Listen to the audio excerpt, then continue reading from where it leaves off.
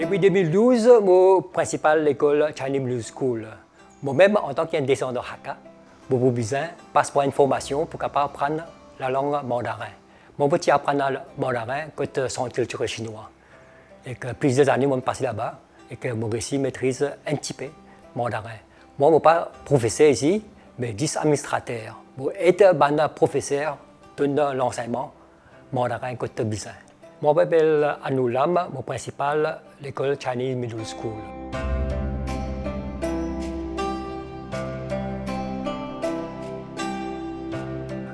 L'école fut formée en 1912 par 3 Mauriciens, M. Lai Fat Phu, M. Ning Cheng Hing et M. Gu Wen Pin. À l'époque-là, il y avait besoin pour les descendants sino-mauriciens de contact avec la langue chinoise. Je forme à l'école-là pour donner l'occasion aux enfants d'apprendre chinois à l'école. La majorité sino-mauriciens qui à Maurice à l'époque, c'était des descendants Hakka, de cause de la langue Hakka, ou pas cause mandarin à l'époque. Et nous, l'école nous roulait avec la langue Hakka, nous enseignons avec la langue Hakka, et tous les enfants causent Hakka dans l'école. Et doucement, dans l'année 70, quand le gouvernement Maurice a décidé, sans curriculum, mettre la langue orientale dans notre curriculum scolaire, y compris mandarin, et automatiquement, nous devons suivre la directive du gouvernement, nous commençons à enseigner en mandarin. Et que quand nous shiftons sur le Hakka pour venir mandarin, ça crée un petit problème pour nous. Parce que nous-mêmes, nous n'avons pas une cause mandarin, proprement dit. Alors, nous devons passer par l'étape de formation. Et les professeurs qui type enseignant Hakka doivent apprendre mandarin même pour qu'éventuellement ils puissent enseigner sa langue-là avec les sino-mauriciens qui peuvent venir d'école apprendre la langue chinoise. Au commencement, nous avons 100% des enfants à l'école, tous les descendants chinois, sino-mauriciens. Doucement, avec la puissance économique de la Chine qui peut monter en flèche là, nous avons des autres enfants des autres communautés qui sont intéressés aussi à apprendre mandarin. Et que dans les années 90, nous commençons à trouver des enfants des autres communautés qui viennent dans l'école pour apprendre mandarin. La Chine, c'est un grand pays avec beaucoup d'opportunités. Les enfants, quand ils apprennent mandarin, sont capables d'avoir une possibilité à travailler là-bas, à faire commerce avec eux pour qu'ils automatiquement, ça peut aider beaucoup dans toute la vie. L'école, nous accédons aux enfants depuis 4 ans et demi jusqu'à 16 ans. On veut dire qu'ils nous prennent classe depuis 4 ans et demi. Nous avons pré-primaire jusqu'à forme 5. Tout ça là, ça veut dire nous avons 12 professeurs qui peuvent montrer mandarin à l'école et que nous divisons en 12 classes pour l'enseignement mandarin. Nous avons actuellement plus de 150 enfants qui viennent à l'école CMS pour apprendre mandarin. Des enfants depuis 4 ans et demi jusqu'à 16 ans. Nous prenons classe pré-primaire jusqu'à forme 5. Nous couvrons toute cette classe-là. Nous avons 12 professeurs qui peuvent aider nous pour capable donner cours mandarin à l'école, avec les enfants à l'école. L'école roulait depuis seulement samedi de 9h à midi. À savoir que ce cours qui nous est donné ici, là, il coûte seulement 300 roupies par mois par enfant. Et le cours a commencé de 9h jusqu'à midi, 3 heures de temps full.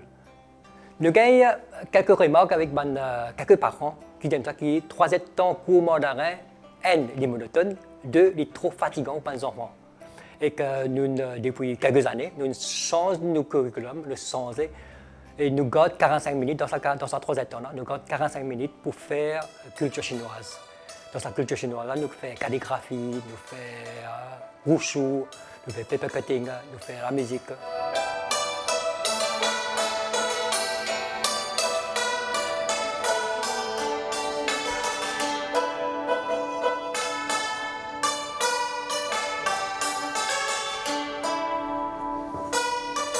我很高兴能在新华学校学到古代的知识。以前经常看清朝的剧，现在才了解很多这些朝珠要怎么串。它很漂亮，它是一种清朝独有的事物，它由108颗珠子串成。这个呢，就我们称它为背云，它的作用是平衡这个朝珠的重量。这3串呢叫纪念，这个它由每串由10颗略小的珠子串成，代表着每月的上中下旬。这颗红色的珠子叫佛头，一盘朝珠有4颗佛头，象征一年春夏秋冬4季。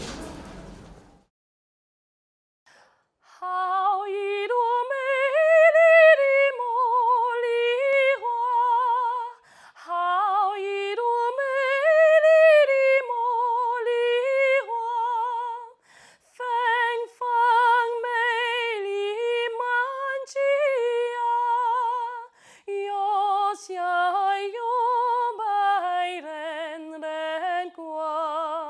Le Conservatoire national de musique François Mitterrand a un accord de partenariat avec le Conservatoire de Tianjin en Chine et aussi avec le Centre culturel chinois à Maurice.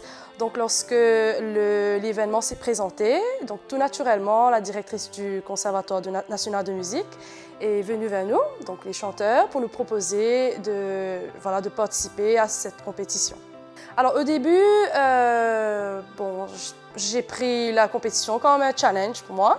Donc en fait, au Conservatoire national de musique, donc je suis étudiante déjà depuis 10 ans maintenant, en 2021. Et donc on chante beaucoup en français, en anglais, en latin, en allemand, en italien. Donc pour moi, j'ai pris cette compétition comme un challenge. Donc comment on a appris comme si à bien prononcer le mandarin. Donc on a eu beaucoup d'aide. On a eu de l'aide des membres du Centre culturel chinois qui sont venus au conservatoire pour nous apprendre à bien prononcer justement les paroles des chansons. Et on a été aussi beaucoup aidés toujours par le Centre culturel chinois à Maurice, par le ténor Shang Kai. Donc il était venu à Maurice, il était parmi les jurys durant la compétition. Donc ça c'était côté comment prononcer le mandarin. Sinon côté chant, comme je vous dis, je suis étudiante au Conservatoire national de musique. Donc j'apprends la technique du chant, donc avec mon professeur Sophie Morin. Donc c'était un mélange en fait, c'était un mélange. Donc j'avais déjà une technique en chant avec elle et avec l'aide du Centre culturel chinois. Donc c'est là qu'on a pu prendre part à cette compétition. La première chanson que j'avais interprétée lors des auditions, c'était la chanson Molly Roi. Cette chanson parle du fleur de jasmin, donc la beauté de la fleur, la blancheur de la fleur, le parfum de la fleur. C'était comme un poème et c'est une chanson traditionnelle chinoise. Et lors de la finale, j'ai interprété Wo Ai Ni Sai Bei Di Shi, I Love You, Snow Beyond the Great Wall. Donc ça, c'est une chanson qui décrit la neige, donc avec la beauté de la Grande Muraille de Chine. Et voilà. J'ai fait l'allemand pendant quelques années à l'Université de Maurice. Et donc quand j'étais en Chine surtout, même à l'île Maurice, quand j'ai vu donc les personnes du Centre culturel chinois par exemple parler cette langue avec beaucoup de facilité, donc j'étais impressionnée et voilà, j'étais curieuse. Je me suis dit pourquoi ne pas apprendre à parler le mandarin un jour, bien sûr.